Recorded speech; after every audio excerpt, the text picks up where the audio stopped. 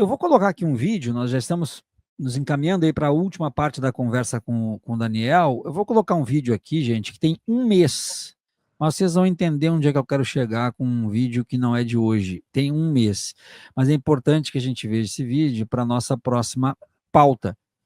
Então, vamos lá.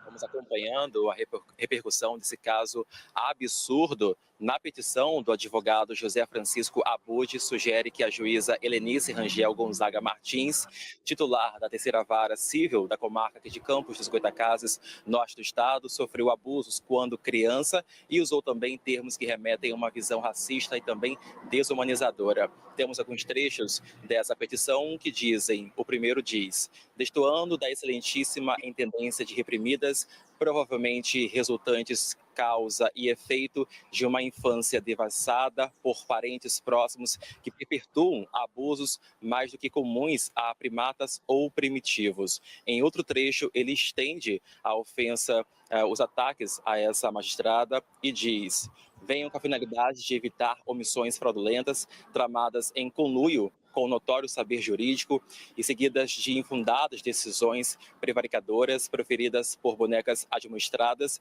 das filhas das sinhais das casas de engenho. Esse último trecho, ele reforça a ideia de que, na visão dele, a juíza não deveria estar ocupando aquele espaço. Em nota, o Conselho Nacional de Justiça repudiou as manifestações do advogado e disse que, além de atingir diretamente a honra e a dignidade da magistrada, as ofensas afrontam o poder judiciário, que busca de forma permanente combater o racismo estrutural e reconhece que o povo negro foi escravizado e marginalizado ao longo da história brasileira. A Associação dos Magistrados do Estado do Rio de Janeiro enviou uma nota, disse que repudia veementemente o ataque racista e que vem atuando em defesa da magistrada na adoção de medidas judiciais cabíveis. Não conseguimos entrar em contato com esse advogado. Volto com vocês no estúdio. Bom, e a notícia, então, de hoje, que eu vou colocar na tela também aqui para ler para vocês e depois a gente poder comentar com o Daniel. A notícia de hoje, então, dá conta que advogado racista que atacou juíza é encontrado morto. O advogado José Francisco Barbosa Abud, que ficou conhecido por ofensas racistas contra uma juíza do Tribunal de Justiça do Rio de Janeiro, foi encontrado morto nessa segunda. Seu corpo estava na própria residência em Campo dos Goytacazes. A OAB da cidade lamentou a morte do advogado em nota. A 12ª subseção da OAB lamenta profundamente a perda e se solidariza com os familiares e amigos nesse momento difícil. Não foram divulgadas informações sobre a causa da morte ou suspeitas, mas o caso está sendo investigado por autoridades locais. Abud já havia sido internado em um hospital do Rio de Janeiro em abril por intoxicação com veneno. O caso de racismo ocorreu em um processo que tramita na terceira vara civil de Campos dos Goytacazes. Ele atacou a juíza Helenice Rangel, titular da vara, dizendo que ela é uma magistrada afrodescendente com resquícios de senzala e recalque ou memória celular dos açoites. As declarações foram divulgadas após a juíza indeferir um pedido do advogado.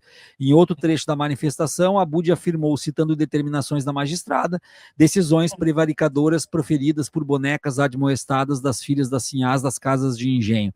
As falas racistas geraram repúdio de diversas entidades ligadas à justiça. O próprio TJ do Rio de Janeiro emitiu uma nota afirmando que as falas são incompatíveis com o respeito exigido em relações institucionais e que as ofensas configuram violação dos princípios éticos e legais da atividade jurídica. A Associação dos Magistrados do Estado do Rio de Janeiro manifestou apoio à juíza e também repudiou o ataque racista. Daniel, a questão aqui e é algo que eu venho já conversando e discutindo há muito tempo com amigos meus, inclusive dos movimentos negros, em especial as células dos movimentos negros do Rio Grande do Sul, que se esse país... Porque, primeiramente, toda morte é um absurdo. É um absurdo. Ele esteve internado por envenenamento a princípio. Agora aparece morto e ninguém sabe. Se esse país não tomar um rumo, e eu não estou aqui criando uma verdade, um axioma, nada, eu quero te ouvir sobre isso, mas eu entendo que se esse Brasil não tomar um rumo em relação a uma educação antirracista sólida, em relação a um reparo histórico robusto e eficaz, e em relação a uma questão de aumento de serviços públicos, de políticas públicas e ações afirmativas para aceleração das reparações, porque quando eu falo em reparação histórica, eu estou falando na coletividade, quando eu falo das ações afirmativas, eu estou querendo também pontuar nos indivíduos que acessam, a gente vai acabar transformando a coisa em situações deste tipo. Porque cada vez mais eu converso com pessoas de lideranças do movimento negro que o pessoal está cansando, Daniel. O pessoal está cansando. Eu já estou convivendo com pessoas que compartilham vídeos da internet de negros agredindo ou linchando brancos. Compartilham e vibram com o que compartilham. E eu vou falar o quê? Né? Eu vou falar o quê? É cara que vê isso acontecer, essas ofensas com a filha dele no colégio, que vê essas ofensas acontecer na escola e nada ser feito, que vê a filha, de repente, é uma vereadora e ouve o que a Cris Monteiro falou. Então, essa nação, e é aqui que é a minha pergunta, essa nação, esse país, tem que se responsabilizar também pelo tensionamento dessas relações interraciais, à medida do motivo que nada, a partir do ponto que nada é feito, ou que nada efetivamente é feito. Não me entendam mal, eu não estou defendendo a execução ou a morte do advogado, de maneira alguma, mas eu estou querendo propor uma discussão aqui que acaba sendo, no âmbito geral, uma reação. No campo geral e histórico, uma reação. Eu queria trocar essa ideia contigo. Não, sem dúvida nenhuma, Viaro. É uma reação. Me preocupa muito isso que você traz, porque eu também verifico essa questão. É lamentável quando a única alternativa para as pessoas conseguirem ter algum grau de reparação é a violência, porque ela não é uma alternativa na prática.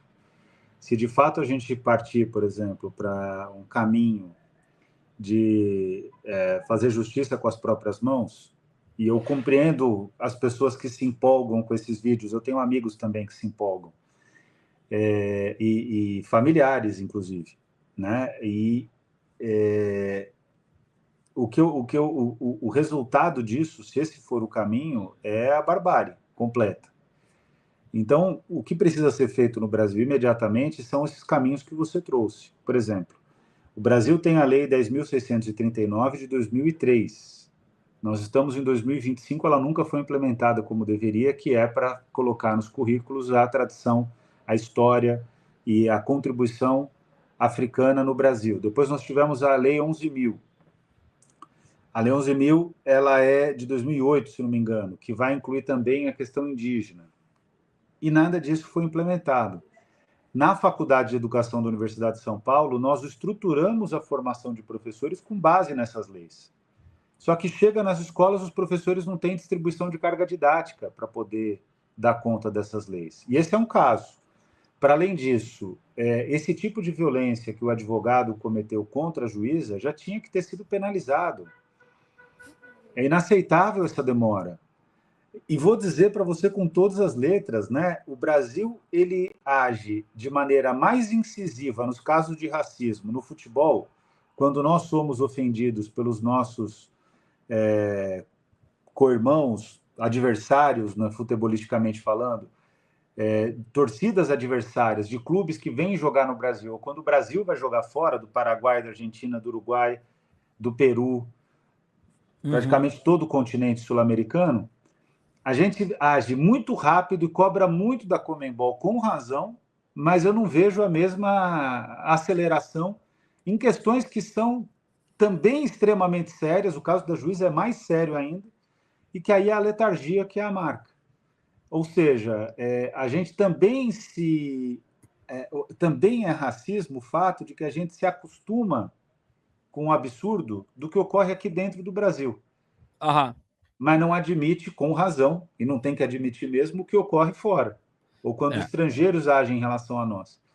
Com então, certeza. Isso tudo é uma marca que a gente precisa assumir. Agora, é claro, como você bem colocou, ninguém... esse caso desse advogado, da morte dele, tem que ser bem investigado, porque se ele teve uma investigação... investigação não, se ele foi internado por uma situação de envenenamento, meses depois ele falece, o que pode denotar supostamente um comportamento suicida, e não dá para cravar isso, pode ser que ele seja vítima também de um ardil, de um crime, etc. Mas, independentemente disso, isso não apaga o fato do que ele fez. O que ele fez foi crime de racismo.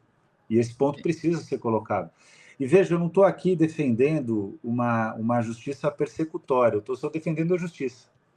Claro, não. A juíza não pode ouvir o que ela ouviu. É inaceitável, é indigno ela ouvir o que ela ouviu.